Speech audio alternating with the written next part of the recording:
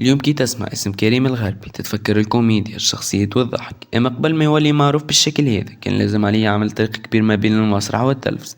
كريم الغربي ممثل ومسرحي كوميدي تونسي، وظهر في أعمال تلفزية ومسرحية مختلفة قبل ما يولي وجه معروف عند الجمهور بين محطات وبرنامج دوبلاج، وبعدها شارك في أمور جدية وظهر في لاباس وفي أعمال تلفزية أخرى.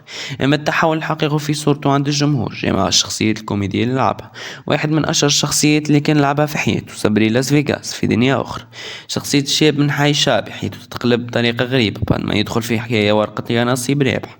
وهني الجمهور بدا يربط كريم بالشخصيات الشعبية اللي فيها برشا ضحك وكوميديا، وفي نفس الوقت تشبه الواقع التونسي. لكن كريم ما وقفش عند التمثيل، دخل زاد في الكتابة والسيناريو وشارك في أعمال ككاتب، وصل يخدم ما بين المسرح التلفزة والكوميديا، وما بين الأعمال اللي تبين التنوع هذا هو مسرحية ماهوش موجود اللي تدور على يوميات الشاب التونسي بعد التخرج ومشكلة البطالة، وبعدها أعمال أخرى كيما فيزا.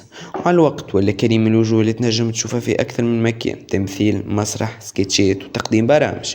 واللي يهمنا في قصته اليوم مش فقط عدد الأعمال اللي عملها، المهم كيفاش الممثل ينجح يخلي الجمهور يتذكر الشخصية أكثر من اسمه هو. وإذا بالضبط اللي عمله كريم الغربي من مسرح للتلفزة للشخصيات اللي ولات جزء من الذاكرة التونسية في الكوميديا عند برشا توانسة. والسؤال هنا، هل كريم ينجح خاطر هو ممثل عادي ولا خاطر عرف بالضبط شنو يحب يشوفه الجمهور التونسي ويضحك عليه؟ الفيديو هذا مش مجرد سيرة ذاتية، الفيديو هذا بارتي من بارتيات اللي باش تعبط على أغلب الشخصيات التونسية الناجحة في تونس باش نحاولوا نستكشفوا ماضيهم.